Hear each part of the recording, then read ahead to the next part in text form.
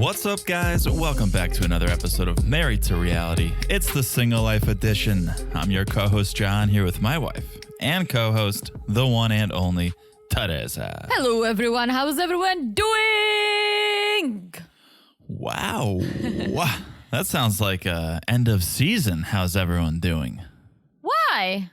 You were fired. Oh, actually, Yeah, you were fired up. the end of season. It's like you were. I am fired up. You were saving up all of your energy for this last podcast of the season. Very true. Yeah, I'm doing all right. I have mixed feelings. I'm happy we've reached the end of this season. Yes. Thrilled. I was thrilled to wake up and see this tell-all part 2 was only 47 minutes. 48 minutes. But yeah, mixed feelings because my trusty koozie went missing. I can't believe what happened to your koozie. I can't trust it. I have a lot of anxiety because you're using this shitty koozie. Don't even look at this and it's koozie. throwing me off. We have our gas station koozies. Like John has his favorite gas station. I have my favorite gas station. Also, John's favorite gas station is also my favorite gas station. You're being a little greedy with your favorite gas stations. You can only have one. two. You can only have one favorite. I have two. I think you have one favorite gas station, but you have 2 favorite logos. Yes. Because that's not your favorite gas station. Let's be honest here. So I have a Sinclair Dino koozie. Mm-hmm. I love the logo. You love dinosaurs. I do love dinosaurs. I think the brand, the whole thing is really cool. It's very cool. It's very old too. It's kind of old, yeah. Yeah. But you also love beavers. I do love beavers too. And my favorite gas station is Buc-ee's. And so is mine. When it comes to the product, it's definitely Buc-ee's for me.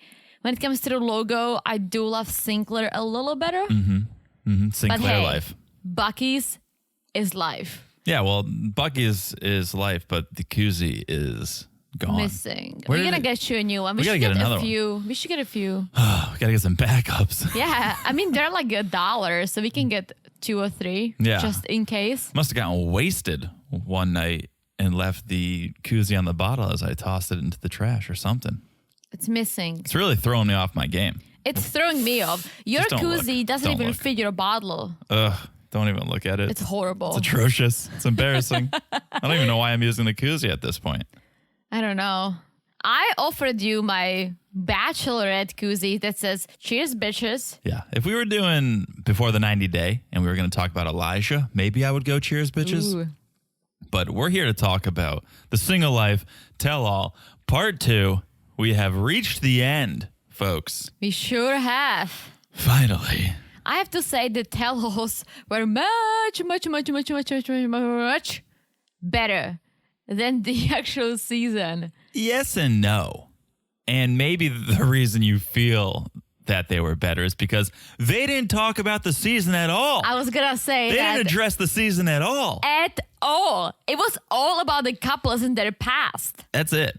They didn't talk about Natalie's dates. There was no Johnny or Josh. No one joined. No one from this season. As you said, Deb's no dates. Johnny, no whoever. No Jay. No Bob.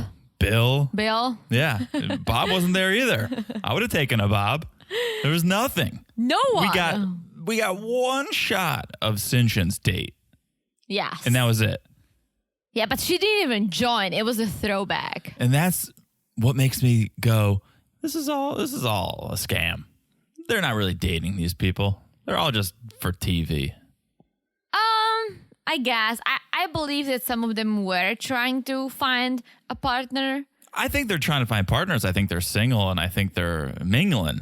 I just don't think they're actually dating Bill. I don't think Deb's actually dating Jay. I think that was all for the show. And that's I think she's trying. I think she's trying. I just don't think that was a legit date. I think that was a for TV. I think that was an as seen on TV date. And there was no reason to bring Jay on because what's he going to say? Yeah, I don't know. A producer called me and said, you want to be on TV? And so I did. Like, it's not a real date. There's nothing to talk about. We don't know that for sure, but I'm with you. I was expecting a tell-all that we're going to dig deep into these dates. Meanwhile, it was Debbie and Coles and their dirty laundry, and Vanessa being pregnant, losing the baby, which is very sad. Then it's Ed and Liz and that craziness. They didn't even talk about Coyote.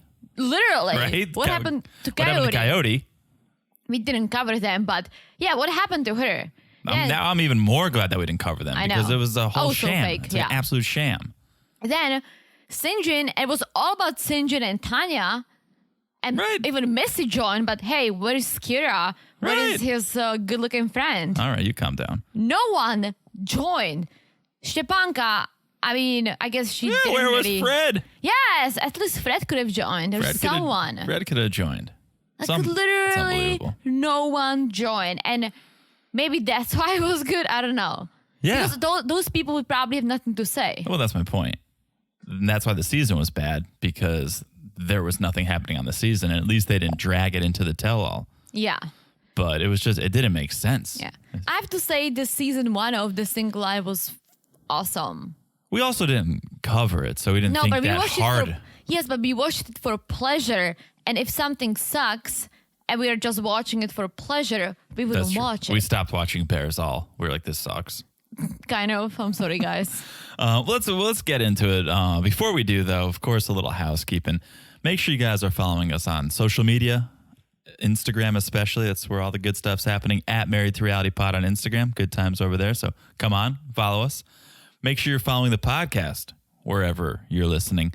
Apple, Spotify, doesn't matter. You can follow us wherever you're listening right now. Just look down and smash that follow button. Gosh, smash it like it's as hot as the end of this season. Woo! Because we all wanted to get here. Yes, and we have reached the end. So make sure you follow the podcast for what is next, because we still have a lot of good pods. We do, and coming out. I don't regret covering this one. You never know what's coming your way. And it was fun. It was good at the beginning, and it's decent at the end. It was so good at the beginning. What happened in the middle was a little unfortunate, but hey, it wasn't terrible overall. That's always the hardest part of storytelling, is the second act. A good story has 3 acts, right? The beginning, the middle, and the end. The second act is always the hardest. What do you do with these characters? How do you stretch this out? It's easy to open a story. It's easy to close a story. Really? It's that second act that's tough. I think it's really difficult to open a story. That's why You introduce the characters. Here are the characters. Yeah, but I usually, when it comes to shows, and not just 90 Day, when it comes to shows, when I don't like the first and the second episode, which I usually don't, I give up. Someone has to really force me, like, hey, this is a really good show, power through it. This happened to us with Schitt's Creek. This happened to me. I had to get into Mad Men. It took me like 3 or 4 episodes. Then one of my favorite shows ever. But that's my issue. I usually give up before I really give it a chance because I'm not interested. Understand. That makes sense. But hey, this struggled with the second act, I think. But we've reached the finale. We've reached the third act. Let's talk about it. Leave us a review if you could. If you haven't, if you have, thank you. If you haven't, thank you in advance.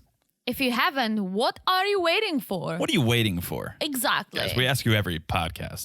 You're not waiting for us to ask you. I hope you guys are not skipping this part. If they are, that would make sense. If they are skipping it, they wouldn't hear. Well, don't you worry. We're gonna remind you at the end. And we'll remind you next podcast and the podcast after that. Okay, let's get into it. 90 Day Fiance, This Single Life, Tell All, Part 2. Whew.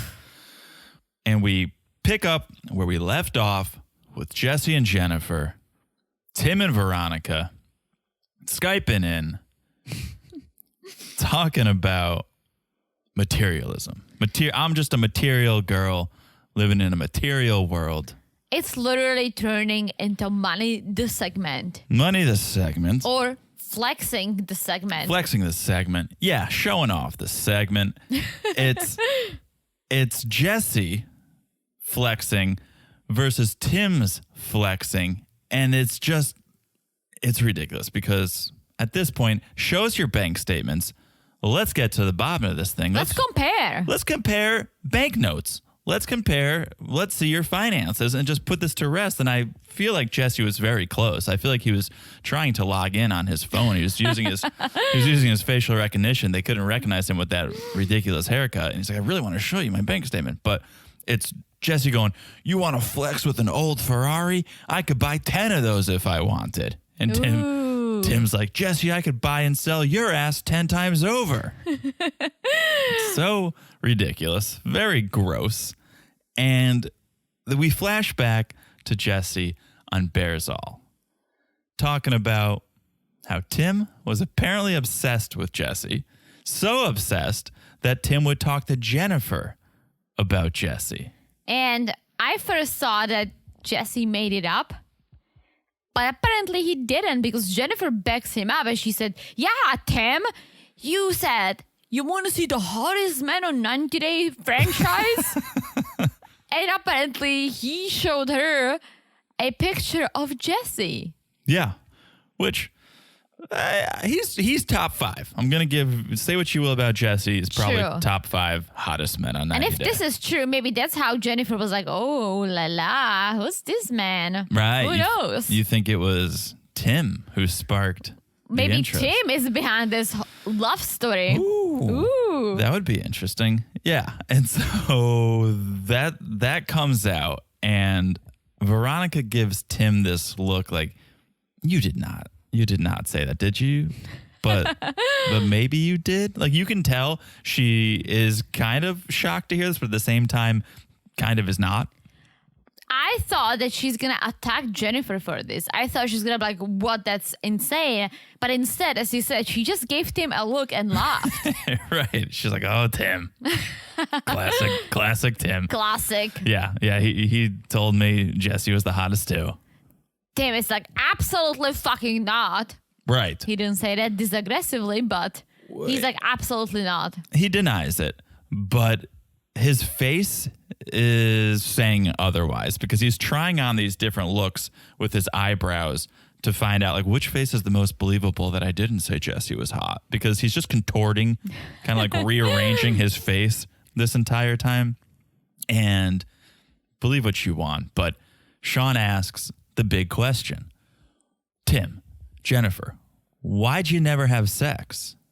And Tim says, toward the end of the trip, we tried to have sex, but I didn't have a condom. And I don't buy it.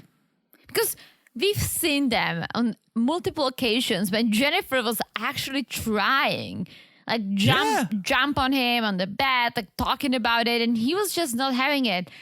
I don't buy that they did not have sex at the end because of a condom. Because he was thinking about it, he would have a condom because Jennifer wanted that. Right, you could go downstairs, go to the store, and pick up a condom. Literally. It's not like, oh, we're only here one night. Shit, I don't have a condom. Plus, I'm sure Jennifer had condoms too. She seems like someone who would. Uh-oh. Why not? It's to be safe. Yeah, protection. If you're meeting someone who can be your potential husband, etc., and he's coming here from the US, I feel like, not that I've ever been in that position, but I would probably pack a condom or two. Maybe. Just to be sure. I don't know how I would feel if the woman presented the condom to me. I would never flex it, but if BYOC. it came down to it, and the guy was like, oh my gosh, like, I don't have a condom, I would be like, oh, wait a minute, I packed a few. I would be fine. I would just think like, oh, that must be from another guy who left it behind. Like, I don't know. I don't think. Really? Yeah, I don't think that would turn me on. So But girls are not supposed to have condoms? I mean, be safe. Do what you need to do. It's always better to have We one than all, not. growing up, we all had this sex education. We all got condoms and we all put them in our wallets, girls and guys. If you told me it was the condom from your 6th grade health class, I'd be hard as a rock. So I literally had a condom in my wallet for what? years. We got it. Europe, folks. We got it. I don't know what Hidden. grade, maybe 8th grade. We all got Whoa. condoms. We were supposed to practice on a banana. Maybe not 8th grade. Maybe we're older. Maybe high school. No. Oh my gosh. No. I had to buy my own at the self-checkout line Really? at Super Stop and Shop because I was so embarrassed. Yeah, I forgot when we had sex education. I guess high school. Thanks, Nurse Yeah. Ruddy. I wish Nurse Ruddy would throw me a couple of rubbers. But yeah, we all got condoms and we all like, oh my gosh, now we have condoms. Let's put them in our wallets because it was a thing based on American Pie and all of it. In 8th grade. I'm saying probably high school. I just threw it out there. That seems a little young to encourage that sort of No, behavior. I think high school. I'm sorry, guys. But long story short, all of us had a condom in our wallets. Girls and guys. Tim must have missed that day. I guess Jennifer did too. But yeah, Jennifer cuts him off with the whole condom BS, saying, I told you I would never have sex with you. And you said, okay, then let everyone think I'm gay. Which I don't buy either. So No. I'm team neither.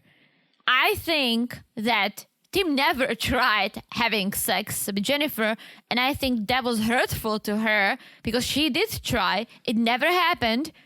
So then people started saying things about Tim, so he turned into, oh, we did try to have sex. And Jennifer at the same time was like, oh shit, I tried, but now everyone's saying all these crazy things, so she turned it into, oh, I never wanted to. Right. We saw your behavior, Jennifer. Yeah. You were definitely open to it. Yeah, and that's why I think they both feel a little embarrassed. Maybe Tim feel embarrassed that he never tried to make a move. Maybe Jennifer feels embarrassed because she did put the moves on Tim and never ever anything happened. Right. So now they're both trying to kind of like cover their tracks. Well, it's interesting because Tim obviously got a lot of shit for not banging this beautiful woman. And now Jennifer's giving him an out because everyone, of course, accused him of being gay for not having sex with her. But now she's saying, I told you I would never have sex with you. So it's almost like clearing Tim's name. Yeah. Yeah, I don't know. I honestly don't buy any of this. No, they had a condom and Jennifer wanted to have sex. Maybe they did have sex and for some reason they're not sharing that, or they didn't have sex for some reason or another. We're not getting the whole truth here. Yeah, and I don't think we ever will. No. So all we can do is to speculate, which we're not here for. No, we want the facts. We want maybe one day. Maybe one day. So then Sean brings the other cast members into the conversation. And Stephanie's got opinions. Tell all part two. She's full of her opinions. And her first opinion is Tim seems a little jealous. And Stephanie's kind of like, well, come on. Who wouldn't be? I'm jealous of them. They're beautiful. They're traveling the world. Which I can put my mind behind. Like, they're a nice looking couple. I'm not jealous of that. We all are who we are. I mean, what can you do? I'm not going to be jealous of someone being super hot. But I am jealous of them traveling so much. I wish we could travel for work all the time. I don't think you're jealous. Not jealous. What's the word? You would like to, but it has nothing to do with them. No. That's independent of them. You just want to travel more. And we do travel quite a bit, but we do it in our free time or for work. And you just do it all the time. Yeah. And so Stephanie's like, come on, who's not jealous of that? They're traveling. They're beautiful. Tim's like, they're superficial. That's what they are. And Jesse goes, what is superficial? This is our life. You know, we're in Tulum. We're here in Turkey. We're here in Spain. We have homes in Russia, homes in Spain. You're just judging two good looking people living their lives. And I have to say this. I don't hate Jesse. I don't like Jesse. I love his turtleneck, looking good. Oh, boy. But I have Hottest no man feelings. in the 90-day franchise. I have no feelings towards Jesse whatsoever. But I think he's an asshole because he cannot stop flexing. Right. If he was just a regular person, like, mention it once. Mention it like, oh, we might be living in Spain. We'll see. You know, now I live in Russia. Jennifer is from Argentina. Nope. From where? Colombia. Yep. I'm sorry, guys. So Jennifer's from Colombia. If he mentioned it like, oh, we're looking forward to settle down and we thought of Spain, great. Put it out this way and stop saying, oh, we have a home in Russia. We have a home in Amsterdam. We have a home in Spain. It's like, dude, stop flexing. Like, literally. I think a lot of it must come from insecurity. And I don't know. It's been years since I saw Jesse's first season, but he's probably gotten so much shit over the past couple of years because he's on television, because he's on Instagram. He's probably getting a lot of shit. He's probably super insecure. And this is the reaction to that, saying, oh, we're beautiful. Oh, we're living our lives. Like, that's not, a confident person wouldn't say that. Yeah, I don't think he's insecure. I just think he's full of himself. I genuinely think that comes from somewhere. Yes. He's trying to flex, as you said, Yeah. right? He's trying to prove something. That comes from a place, I think, of insecurity. Otherwise, you wouldn't feel the need to flex. You would just literally do what he's saying. We're just two good-looking people living our lives. Well, then just live your lives. Yeah. There's no need to argue guess. about it. But he has no reason to be insecure. Like, he was the one who was like the boss in the relationship with Darcy. Best looking guy in 90 Day Fiance. He was the one who got away from her because he wanted to. It's not like, oh, he got dumped and all of a sudden But he I'm became saying- this successful person. But open up Instagram.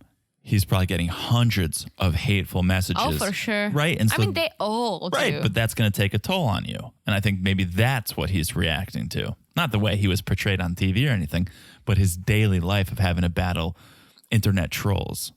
I guess. So Natalie doesn't believe Jesse and his whole attitude, Natalie's an idiot. story. We'll get to Natalie. She does believe Jennifer, though, because she's a beautiful woman and a single mom. That's Natalie's dream, is to be a beautiful woman and a single mom. So this is okay. Natalie, I cannot stand her, but we'll get there. If I have to choose who's better looking, if Jennifer or Jesse, it's definitely Jennifer, right? So Okay. what I'm saying is that Natalie's saying, oh, Jesse doesn't love her, he just uses her for money, but she loves him. I feel like if Jennifer wanted to do better, she could do better. But I feel like they do love each other. Whatever they are, however they talk about themselves and their lives and, you know, they're full of themselves or not, who cares? I believe they do love each other. Well, Natalie's saying she believes Jennifer is in love. Yes, but she said, oh, Jesse isn't. He's just Right. using her. But you're saying, oh, Jennifer is beautiful. She could find someone else. Yes, I She's thought in love. Jennifer can do No, but whatever she wants. She's the one that's in love, according to Natalie. Yeah, so she's Natalie doing what doesn't she, know. But she's doing what she wants. I think you're contradicting yourself. She's doing what she wants. She's beautiful. She wants Yeah. to be with Jesse. Natalie's saying Jesse doesn't want to necessarily be with Jennifer. He's just in it because right now they're getting fame. They're getting TV time. They're getting more followers. She doesn't buy Jesse. Yeah, I don't buy it. Natalie's wrong. You can't just say that because you dislike Natalie. I'm saying I don't buy it. that. I stand behind what Tania said. Tania said that Jesse's arrogant. Yes. Yes, he is. Yes. He's full of himself 100%. He's flexing too much. Definitely. But Right. I don't buy that he's using Jennifer for fame. You think they're truly in love? Oh, yeah, I do. No, I do too. I do too. I was just trying to clarify Natalie's point. Yeah, I mean, she can think whatever she wants. I'm just saying I don't buy what Natalie's saying. Because Natalie's saying it. If someone else said it, maybe you would buy No. it. I would still feel like no. Like I do buy what Tanya's saying. I see him being arrogant and I see him Right. being Well, that's you full of can't himself, dispute but- that. That's indisputable. And I get the whole multiple homes, living in different countries. Their job, their livelihood is travel. Yeah. So it makes sense to have different home bases. You just don't need to talk about it every time And you that's open your my mouth. entire point. Listen, bottom of this is I'm happy for them. Do whatever you do. Like I'm happy for everyone and anyone who works hard and is successful. Work hard, play hard. Am I right? You're right. That's perfectly fine. But I feel like a lot of people who are successful, they don't have the need to flex. Right. Right. Like they just, as you said, they just live their lives. They're happy. And I feel like if Jesse just stopped flexing, just told people how they met Jennifer, how he met Jennifer, how they got together, they're on the show, they travel the world, end of the story, that would be fine. Sure. Him talking about all these homes is just annoying. Sure. Okay. So that's their segment. They go to break. Stepanka starts asking about everyone's weirdest jobs they've ever had. She's like, can anyone top farting in jars? When it comes to weirdest jobs? Well, Debbie tries. It's not a weird job. It's not. I feel like it's It's a cool job. It's a cool job. It's an unusual job. So let's let our friends know in case you didn't watch the Tell All Part 2, and I don't blame you if you didn't. Debbie, double D's, Detective Deb, says she was a private investigator. In LA for 2 years.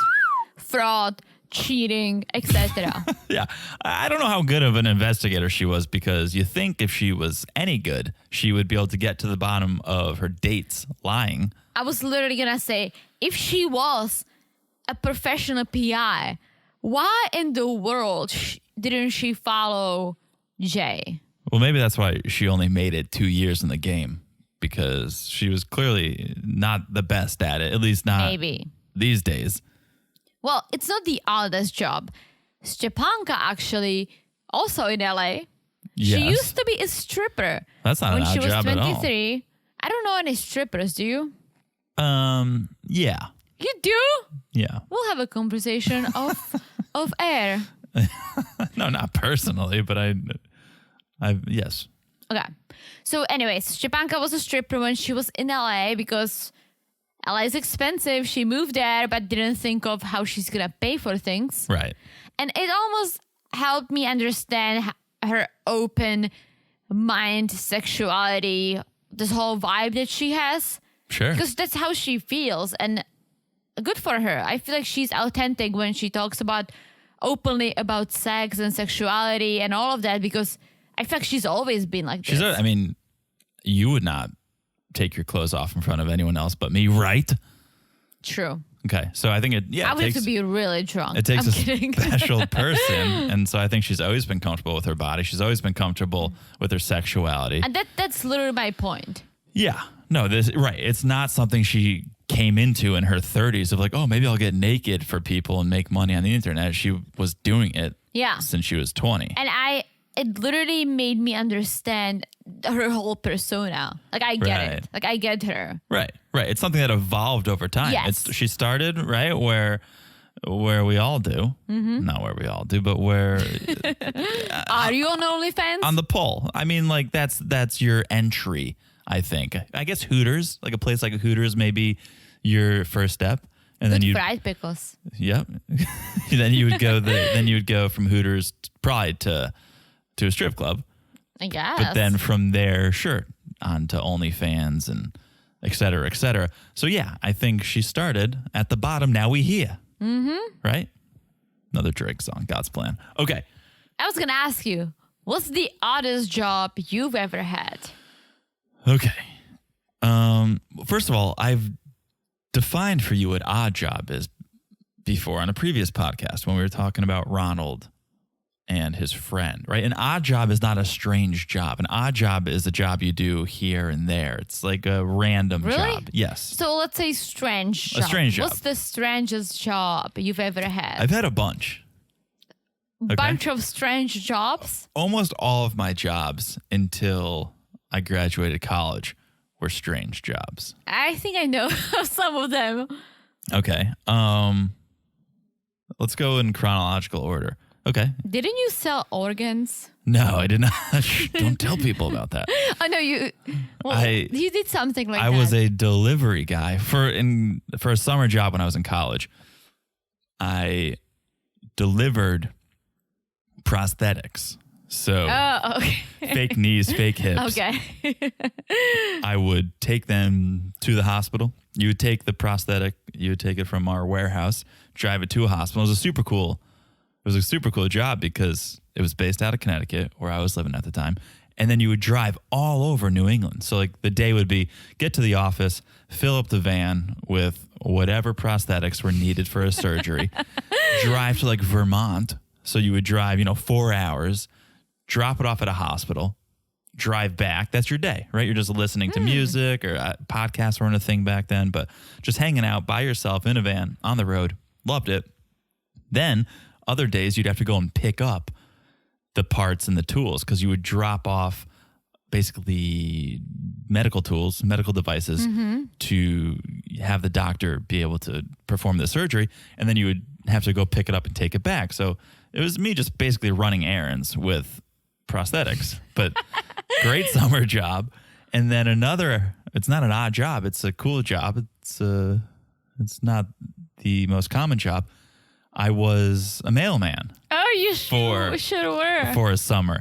So it's called casual carrier. So you can just go. I had to take like a 2-week course or something. And then mailmen like vacations too. So when the mailman, your normal mailman, goes on vacation, the casual carrier comes and takes over his route. Bada bing, bada boom. Dropped off some letters, some packages. called it a day. Great job. Because Look at that. the faster you got your route done, the sooner you could go home. So I would start 7 in the morning. And then if I flew through it, I could be home by like 2 in the afternoon. Look at that. Yeah. So those are the oddest jobs, I would say, the strangest jobs. What about you? I don't think you have any. I think I told you and you guys that I once babysat a puppy Okay. for like $30 or $40 an hour. They basically just said, "Can you play with the puppy?"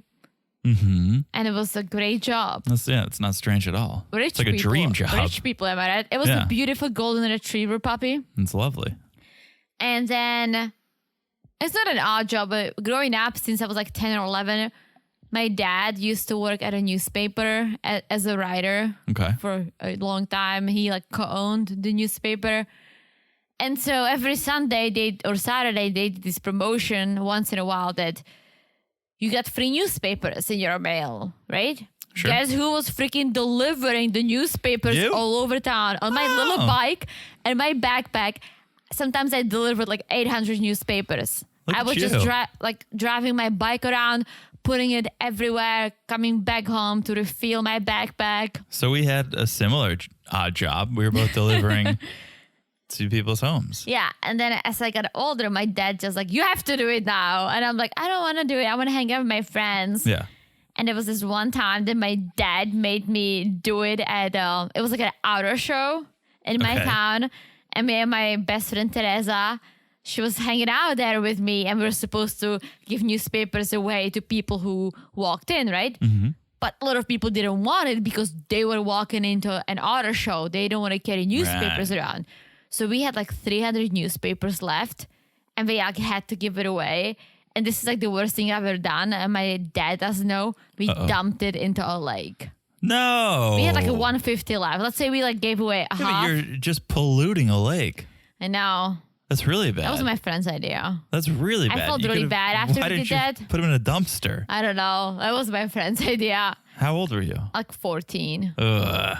I know. Yikes. It was like the worst thing I've If you're, ever if you're old done. enough to get condoms from school, you're old enough to know not to throw Mm-hmm. newspapers into a lake. So we did that, and That's not good. Think about how many fish you probably killed. yeah, don't tell me. Yeah, that's But not yeah, that was bad, and I felt so guilty that I kept like doing this for my dad until I was like 16 or 17, here and there, and I always gave everything away, even if it took me extra long. Yeah. I never did this again. You made up for that mistake. Yeah. Man, that's a real downer. I think we need to move on. The worst part about this was that their colors were orange and black, and he always made me wear this orange shirt. Mm-hmm. Guess what was my least favorite color? I'm going to guess orange? Yes. Yeah, guessed it.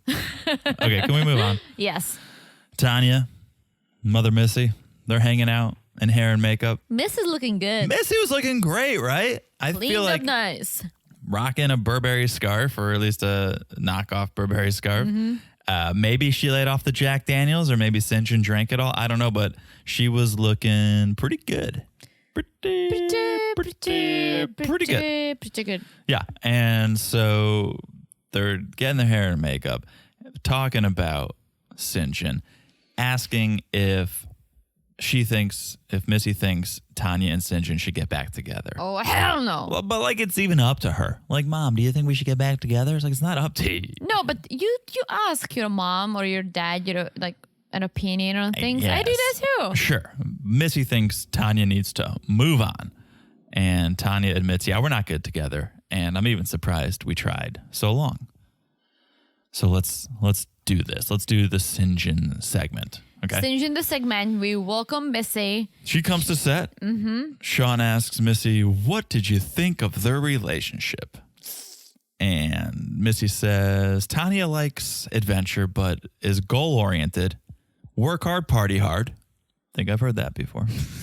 But she says Syngin never worked towards any goals. Well, she first said, I thought he's gonna do it. He's gonna have some goals, but he didn't. And Syngin like, I'm a fucking free spirit. People just don't understand me. Yeah. And Missy's like, you know what? Sure. You just are not good for Tanya, and Tanya's not good for you. You guys just not good for each other. And Syngin's like, yeah, like Yes. Yeah. And that's okay. That's completely okay. Not everyone is simpatico. Meant to be. Not everyone's meant Yeah. to be. It's a shame it takes years to find that out. Mm-hmm. And I think they found it out sooner than later. And they just Yeah. kind of went with it. They couldn't let go.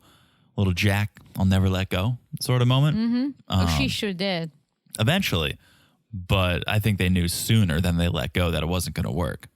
So then Sean asks Missy, how'd you feel about them breaking up, but still living together and being intimate? And Missy was like, I told Tanya to do whatever she wants, not worry about the rest of the world. That's good. I mean, that's a good mom. I totally forgot. I don't know why I just thought of it, but remember when Syngin came to the U.S., they were supposed to live in the shed. Yeah, they're supposed to live. It wasn't even done. Well, Flashback. yeah. Well, I do like that Missy's the bigger person who's like, Tanya, you do you. Syngin, you do you.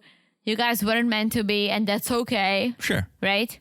Instead of being like, oh yeah, like he broke my daughter's heart. Like, go fuck yourself. Like, No, I think she's happy. I think she knew Syngin wasn't good for her.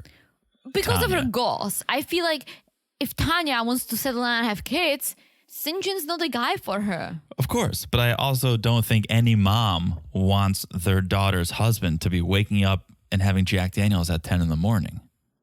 True. So I think she's happy. I think she's trying not to show too much happiness, but I think she's happy that they've split. Unless it's a Sunday brunch. Okay. Fair enough. Spoken like a true alcoholic. So Sean brings up the financial responsibilities of Syngin. Missy doesn't think that's an issue. She doesn't think Syngin would ever live off the government. And that's No. really the only time when Missy would be responsible Yeah. for Basically, his finances. the idea of this whole green card, and we've been through it too, is that if they divorce or anything, let's say you are responsible for me for 10 years or until I become a citizen, Yes. it would be fine unless I would ask the government for food stamps. They would be like, no, you're not getting them. Right. Your ex-husband needs to provide for you. Right. I think a lot of people are under the perception that, you're responsible to provide her a house and a car. And it's like, no, you're only No. responsible if she goes to the government Yeah. and says, I need Yeah. money. Because the government's going to turn you down. They're going to be like, no, there's a person who's supposed to take care of you. Yeah. They signed a contract. Do it. But Tanya said, Syngin hates paperwork. Like, he cannot fill out anything, which I can totally see. Oh, totally. And Missy said he would rather sleep in a tent. yeah. So, and I can see that too. So I feel like they are good. Yeah. We do find out, though, Syngin didn't turn to the government for a loan, but he did turn to Tanya for a $2,000 loan. And this thing kind of like threw me off. So, not threw me off, but I don't think I fully understood. Syngin said, ask Tanya for $2,000 because I had to pay my rent, but my money didn't come through just yet. Yeah. So I needed an advance, but I was going to pay to her the next day. Mm-hmm. Tanya jumped in saying, that's not what happened. You asked for money, and the next day you were on the flight to LA. Yeah. That makes sense to me. Yes. He needed to pay rent. He asked for money.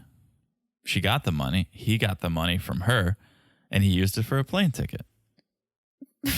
Well, what's so confusing? Well, he never paid. She never sent him the money. Yes, she did. No, she didn't. Yes, of course. She said, I wanted to deposit the money directly to pay your rent. And you said, that's fine. No. That's not what I understood. Then, but she wouldn't be getting so mad about it. And because she said he still owed her money. He owed her money for like the taxes or something. However that works. Well, he owed her money, but I'm saying when it comes to this, she was mad at him because he asked for money and then he flew to LA. Yeah, with her money. Even Missy says, that means Tanya paid for you to go see another girl. And he said, no, I have had that plane ticket. Of course, I think he's lying. Either way, it doesn't make a difference. He should have not flown to California to see a girl if he didn't have money to pay the rent. So even if Hey, He just wanted to hang out at the beach. Gee. Right.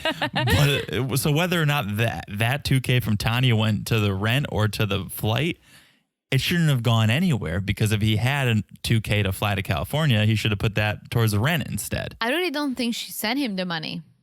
Either way. No, she definitely sent him money. You're saying you don't think he used it for the flight? Or yeah, I don't think I think she said, I'll just pay your rent directly. Right. So let's say that's the case. Yeah.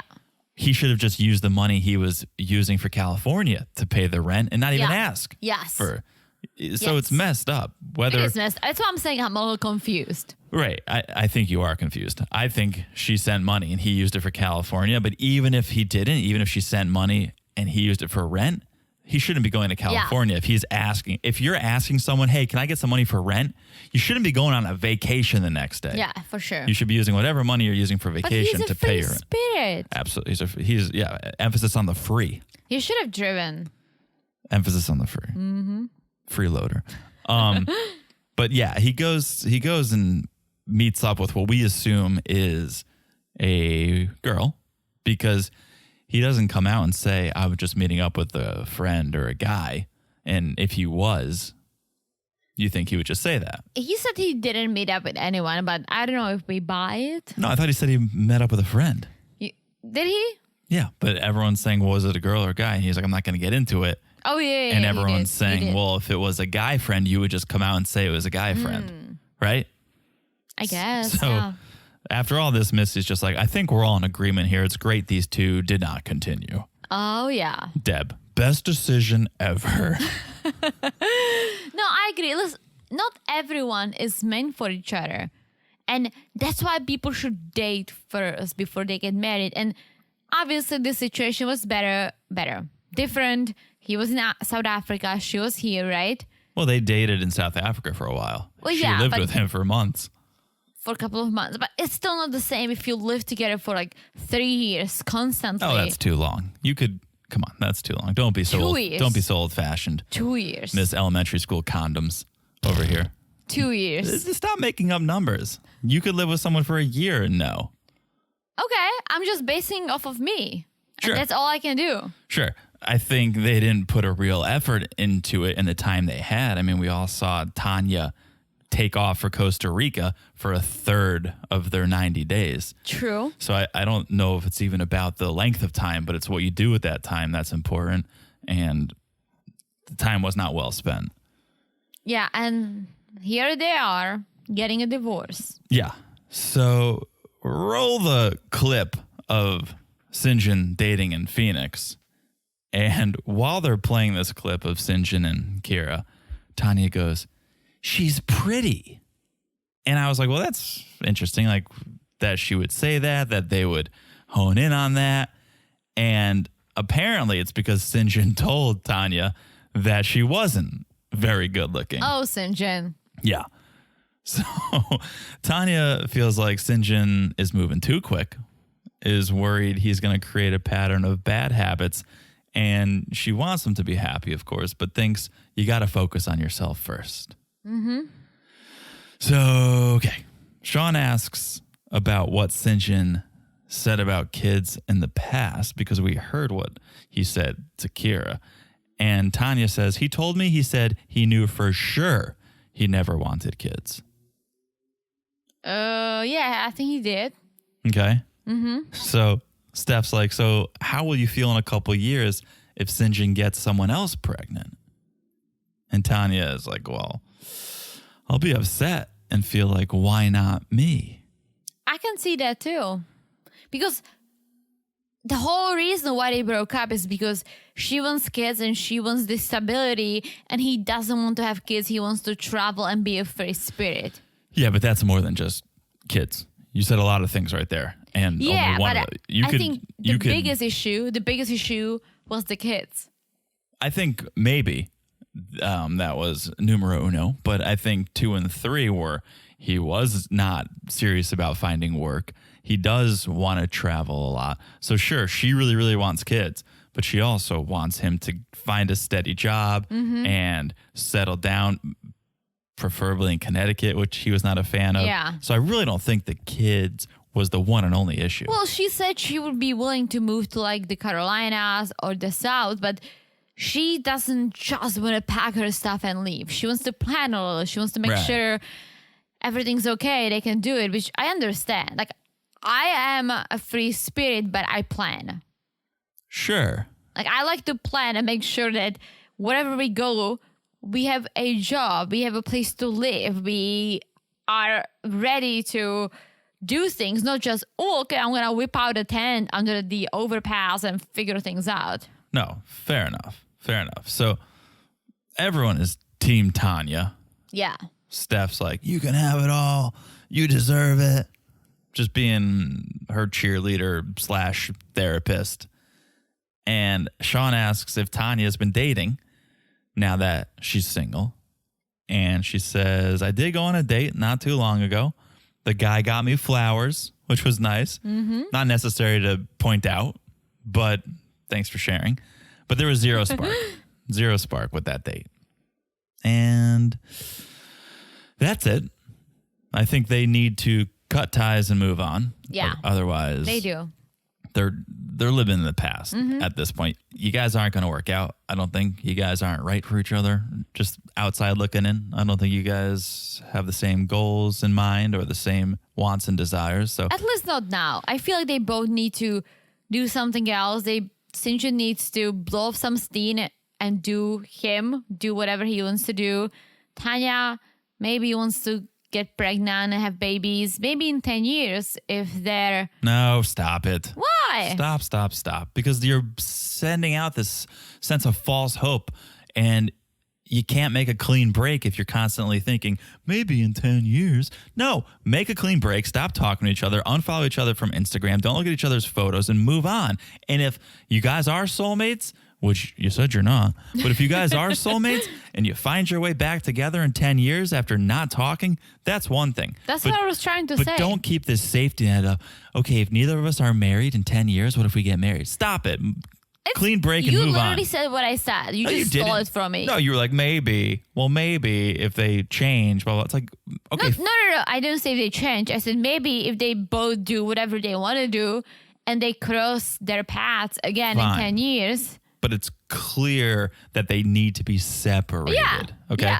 That's the only, okay, that's the difference. I didn't hear you say that. I didn't hear you say clean break. Well, I didn't use those words. Okay. Well, speaking of a clean break, let's take a break and we'll be right back with everyone's favorite, Or not.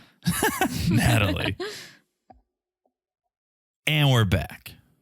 Let's talk about Natalia. Let's talk. Let's try not to scream about Natalie. Let's just talk about her, okay? Like, I personally don't care about her, but her attitude and things she says and does irritate me so much. I just can't take it. I find it. I find it comical, and Yes. I need to, I think for the sake of this podcast, or for the sake of people not yelling at me, need to look at them as real people, need to imagine myself in the room with them, need to imagine myself out to dinner with Jesse and Jennifer and them talking about their multiple houses, need to imagine myself at the bar with Natalie and her talking about how beautiful she is, because then I would be furious. But just watching them on TV, I'm like, this is great entertainment and that's what I'm here for. So I get excited when they're so crazy and annoying because it's entertaining. I'm with you. I'm very excited. I love that she's crazy. But as you said, I also picture myself being their friend or something, having a drink. Right. If I went out with my friend and my friend said, oh my gosh, I'm so beautiful, I'm so successful, I would be like, hello and goodbye. Exactly. But I love it on TV. I do and too, that's why but- it doesn't piss me off, because I'm like, thank you for being entertaining. I feel like it pisses me off a little more because she's from Europe and I don't know. It's like, oh my gosh, like Right. European women are not like Natalie. European women are not idiots. She's definitely giving Europeans a bit of a bad name. And so that's... And Sure. I I'm can not see that. Ukrainian. I'm Czech, a very different country. But still, no. Like you can look at Yara. Yara's great. Look at even Julia. Julia's kind of crazy, but sure, she's still normal compared to freaking Natalie. And that's what pisses me off. Okay. So let's talk about her. She's in Florida. She's happy in Florida. She keeps saying, I found peace in something else. She keeps alluding to something else, but I don't think she ever tells us what that something else is. I don't think she found anything. I thought it was going to be a big reveal at the end of like, and I have this man. Because she keeps saying, I found something else. But no. I don't think she can find a man because she's crazy. Oh, you underestimate men. Or you overestimate men. I don't know which it is. Like, I don't think... Yes, okay. I have this issue with Natalie because she's crazy. She says things that I just want to slap her.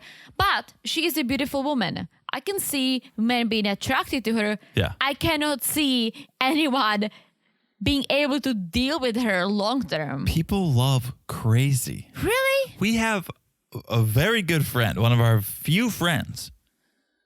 And she's crazy. And he's the nicest guy in the world. And he deals with it. But she's not Natalie crazy. She's pretty crazy. Not Natalie crazy. She's nuts. She's not gonna come out and say, I'm so beautiful. Like, I'm not, like, my fiance should be lucky to have me. Very close to that. But she doesn't say it. That's my point. Think it, I guess, but don't say it. Very close. And she keeps saying it, Natalie, I mean. Yeah. Okay. So something else she keeps saying is she doesn't miss the wood at all. Doesn't miss the wood. Nothing against Squim, but it was COVID. And it's probably true. Like, I kind of hear her when she says that because I feel like Washington, I think that was the first state that had a case of COVID, right? They probably took the pandemic way more serious than Florida. In May of 2020, we were doing keg stands and butt chugging on the beach here in Florida. True. So she probably got here and was like, oh, hell yeah. This is America. Land of the free, right? Well, she said, oh, I hated Squim, etc. Why didn't you research Squim? Not that it was about Squim. Oh, it's about Mike. But she should have known what she's getting herself into. You hate her so much. I do. But in comparison, before I came to the US as an au pair, I Google mapped everything. I knew exactly where I'm going to live. I knew exactly how I'm going to get to the closest store, etc. I was studying the map like a crazy person. I was mad that it was so close to New York, but it was in New York. But I knew exactly what I was getting myself into. But think of the flip side. Say she did Google all of that, saw it, and then was like, I love Mike so much, I'm going to suck it up and deal with it. That's more amazing. Oh, no, that's great. But since the second she landed, she was complaining. No, for sure. She got in there. She's like, this place is cold. Yeah. So you don't have tea. I know, I'm with you. She shouldn't have complained as much. But my point is, you can still come even if you don't love the town because you love the person. True. Oh, no, 100%. But I'm saying she should have done her research. She should have known what she's getting herself into. But also, I do think COVID probably did have some impact on her experience. I mean, it seems like there is no one living around Mike. Like, there are people, but it's probably a house, 2 miles, nothing, a house. Yeah, Tamara. Yeah, Tamara. Yeah, Tamara doing donuts on her ATV. I don't think there is a house next to a house next to a house. It's not a community. No. So, again, it comes down to research. And so, if she came for Mike, truly, she should have known, like, they should have talked about his schedule. She should have known all about him working this much. She should have known all of that and be like, yes, like, I love Mike. We're going to adjust. We're going to make it work. She landed and all she did was complain. She was complaining about Mike working so much. She was complaining about Squing being like, blah, there's nothing going on. She was complaining about a farm. Like, she was just complaining. I agree with that for sure. So then she says, which I don't know if we totally understand, after the single life, Mike found another woman. Yeah, I don't understand what she said by that, but we saw stuff on social media. Now, Mike was dating or in a relationship. Who knows? Natalie says, I'd be happy for him if he was just honest with me, but we don't talk. And Natalie's like, she's beautiful. Yeah. And Mike denies it. Double D is the detective, right? Is like, it's all over the internet. It's all over the internet, Mike. We see that. We follow all the pages. Stepanka's like, how does he have all this game? Apparently, it's because he's a Scorpio. He's a Scorpio, you know? Yeah, and Tania's like, preach, honey. Yep, Scorpios, I get it. All right. My soulmate was a Scorpio. Well, Mike is joining us on TV. I Bring him wish in. he was there in person. Bring him in, yeah. Natalie being much warmer to Mike than I thought she'd Yeah. be. She's like, I'm happy to see you. You look good. Yeah. You look good. Mike was a little cold. I get it. Like the way she yeah. left him, I don't think I would even want to see her. No, absolutely not. And it's been 3 months since she left, which I thought it was longer. Yeah. Yeah, who knows when this was filmed? But apparently, Mike still has his home in Squim, but he also got an apartment in Seattle, which is great. Ooh, that is brutal. And Natalie's like hating this. She's like, okay, so you when I was there, you never wanted to do this. You never wanted to move to Seattle. I was living in Squim, but now when I left, all of a sudden, you moved to Seattle. And it's like, Natalie, again, you were there for Mike, right? Sure. Are you saying if Mike said, oh, let's get a place in Seattle, you wouldn't have left? Is that what you're saying? Who knows? I mean, it's tough. It's got to be tough to hear because that'd be like Natalie saying, oh, yeah, nice to see you, Mike. I actually, I'm on the carnivore diet now, and I enjoy having a glass of wine with dinner every night. I think he would be cool. I like Mike. I'm all team Mike. No, I know, but the point is, all he wanted her to do was eat meat and have a drink once in a while, and she's a vegan, and all she wanted was to live in a place that has something going on.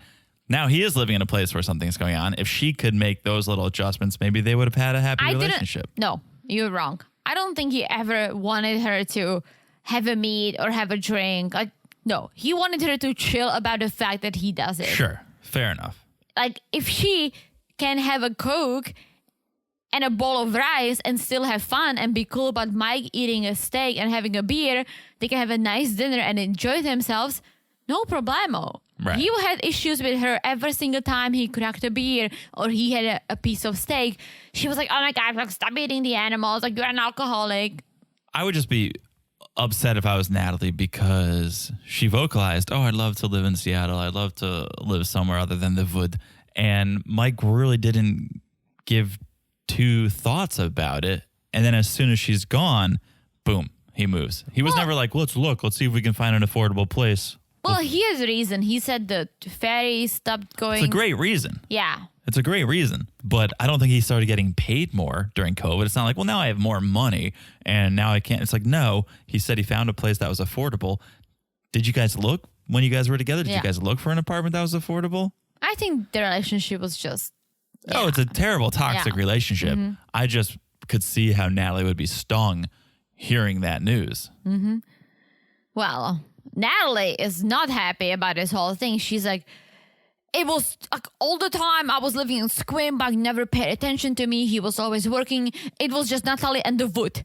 And she's like, I came to America confident. I was good looking. I moved to farm, gained 20 pounds.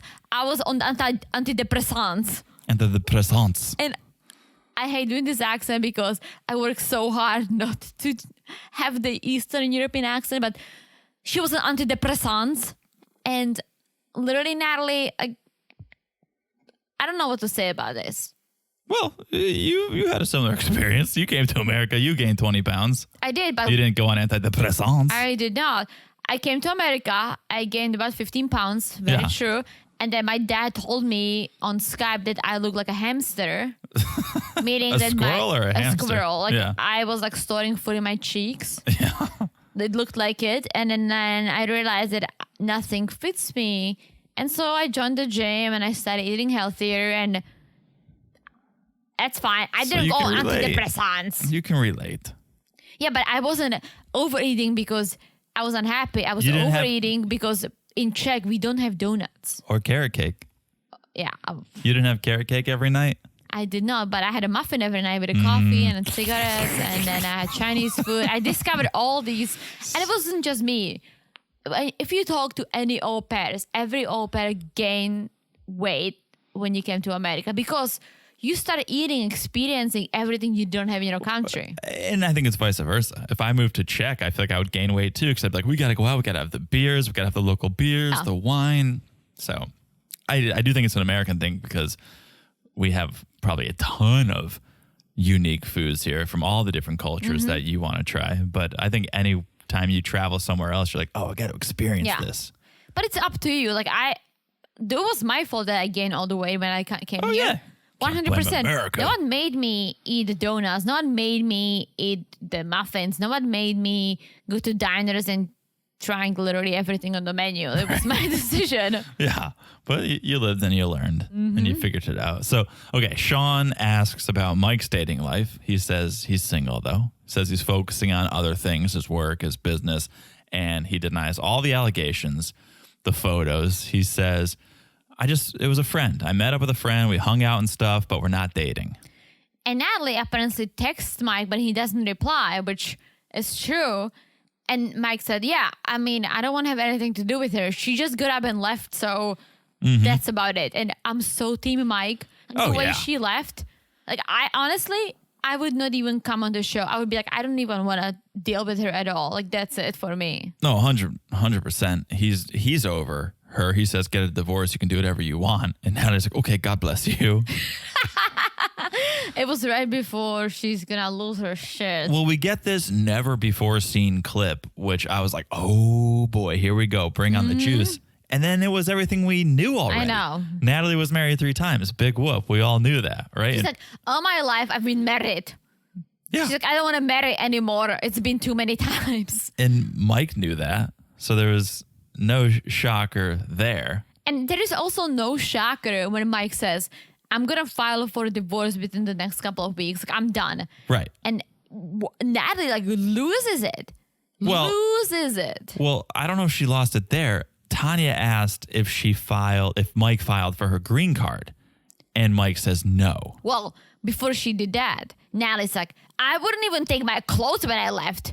Like, and you can even spare money for a car, $3,000. And they just started saying things that I didn't even pick up on. I couldn't even take notes on that. They didn't make sense. Yeah. And I'm just like, what? Like, you left him.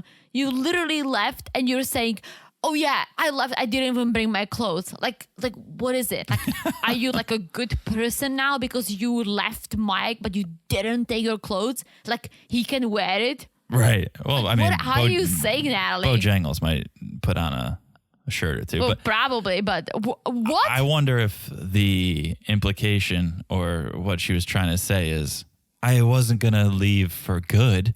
I left my clothes in the closet. I was coming back. I was just getting a breather. I was just getting some space. I would not let her back if she did that. No, absolutely not. But I just wonder, that's the only thing that makes sense to me of why would you even bring up not taking your clothes? Because she's an idiot. But that is the bombshell. Okay, here's the bombshell. Mike actually never filed her green card paperwork. Right. And it's a big ass issue, guys. It's a big issue if that's true. Well, this made me sad. I'm not even a Natalie apologist. I'm just trying to see it from her side. When she was like, Mike's like, we didn't file for the green card. And she's like, yes, we did. Like, yeah. What are you saying? No? Like, why? That, for some reason, I don't know. No, I don't feel bad at all, because if you really wanted to do this, be involved. Be involved. Like, I did a lot of the work, but you helped me. We did it together when we filed the green card paperwork. What are you talking about? You did a lot of the work. We did it together. Well, we did it together. I'm saying, like, I meant it from my perspective as the foreigner, that I did a lot of the work. I did all the research. Yeah. You knew what needed to be done. I didn't say, hey, John, so now we're married. You do the work and let me know how it's going. Right. That's what I'm saying. Like, we 100% we did it together. Right. 100%. You didn't just say sign here. Yeah. We did it together. 100% I educated myself on what's going on. I'm not a lawyer, but I might be as well. Right. Because I learned a lot. The fact that Natalie said, oh, we did. And Mike is like, no, we didn't. I never filed it.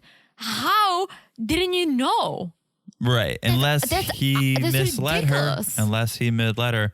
We don't know the whole story. No, we don't. If he was like, yeah, I got the papers, she might have been like, cool, because you can get the papers, you download them off the internet, and then. Well, you need signatures. Right. You need things from her side. Maybe you they need did a lot of information. Maybe they did all of that and didn't put it in the mail. Like, we don't know enough about this, because I have so many questions. Oh, me too, 100%. My main one is, how is Natalie getting paid for the single life? Because you can't be on you can't be on TLC and not get paid. So I have an answer for it. And again, guys, we don't know any details, but based on what we know, this is what I think is happening.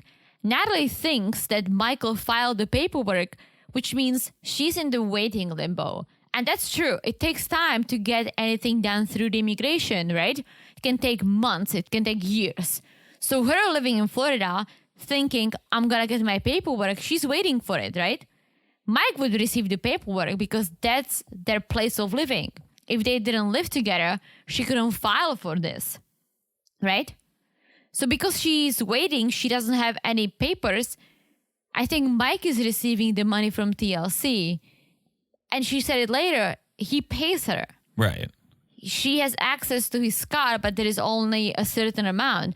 I think part of the amount is what he receives from TLC for her. That could be, yeah. I mean, I'm sure he got paid when they were on Happily Ever After. Yes. And then maybe they just kept sending him the checks for the single life. For sure. And then he sends her money or deposits into her account. The main issue is she's clearly overstayed her visa. And that's a big ass issue. And I tell you what, she came here on K1, which means you have a 90 days to get married. Shout out to the name of the show. Usually people don't take 90 days because it means that you have 90 days to marry and file the paperwork. You don't have 90 days to marry and then 2 months to file. So usually people don't take the 90 days, take 80 days or work on the paperwork before you actually get married so you can file the second you marry someone, because 90 days and you're out of status if you don't file. Right. Everyone thinks it's 90 days to marry. It's 90 days to marry and file. Now, you don't need to get approved. No. It's as soon as, I think it's got to be as soon as USCIS receives it, I would say. It has to, you have to get the letter, all the stamp, or it has to be in the online system that USCIS received your application before your 90 days is over. Right. And Otherwise, then, you're going to fall out of status. Then they can take 16 months, 24 months. It could take them however long, but as long as you got it in, now you're good. Now you're within status. Yes. But if Mike's saying, oh, I didn't file anything, that means, cool, you got married within the 90 days. And you got married on like the last day of the 90 days. If you remember, there was that whole race against the clock with Bojangles and his tank top tee officiating or whatever that was, howling like a wolf. But they were down to the wire to get married. They would have needed to file like that night or the next day. Exactly. And this is the thing. There are a lot of illegal immigrants who overstay their whatever visa. They still get married and they can still get green card, but that process takes a long time because you broke the rules. Which means when the immigration receives your paperwork, they'll be like, shit, these people broke the rules. Let me see if they're real. Let me put it on the side. Let me investigate. It wouldn't be smooth. If they've done it within the 90 days, which is the legit way to do it, she got the K1 approved, that process wouldn't take that long. Right. So basically, long story short, she has no status because if you are on one visa, you cannot apply for another one. She either they did file it and this is just for TV. Yes. Or she overstayed her visa. And she needs to leave. She's going to either have to leave or she's going to have to bring a case against Mike. Like, he abused me mentally or physically. That's why I left and went to Florida to get away from him. Totally. And she's going to need a lawyer and to make claims against. Fight it. She's going to need to fight it really hard. Claims against Mike. Otherwise, she's going to be deported. Yeah. So who knows? Again, it could all be for TV. He could have filed it. Nobody knows. We don't know. But it was a bit of a bombshell, I would say. It was a huge bombshell. Natalie clearly is taken by surprise. She's bawling. She kind of leaves the stage and curses Mike out. Which honestly, why? She left him. She moved to Florida. Did you, Natalie, think that you guys are gonna stay married and he's gonna be sending you checks forever? Oh my gosh, she freaking left him. Of course he's gonna divorce you. But she left him thinking at least she was in status. Now she's thinking, oh my gosh, he's gonna divorce me and I don't have these visas in the works. No, so it's fucked up. I hope she gets deported. If this is all Yeah. true, I really hope she gets deported because she has no place in the States. She throws a bad shade on people who do this for real. Oh, for sure. And maybe she came here for real. That's great. But if she came here for real, she came here for Michael. It didn't work out. Go back. yeah. No, Go back. I agree. Okay. Oh my gosh, I'm so fired up. Okay, I'm well, sorry, guys. I mean, I think that's the end of the podcast, It right? is. It's nothing else to say. I don't think No, we've reached I was the just end. going to add, I'm all for love. I'm all for international love. But you got to follow the rules because if you don't follow the rules, you make it very difficult for the people who do it the right way. 100%. I'm just going to end it here. End it there. End it there. Guys, make sure you follow us on Instagram at Married to Reality Pod. Good time over there. Make sure you follow us wherever you're listening to us, whatever podcast platform you're listening to us.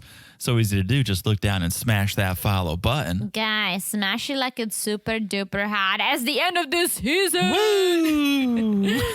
Finally. And thank you guys again for the reviews. If you haven't left one, please do. We really appreciate it. It helps the podcast. It helps us. So thank you in advance if you haven't left one, and thank you if you have left one. Yes. Okay. I've said it all. I've said it all. Sure have. All right. We'll talk to you guys soon. Bye-bye. Bye.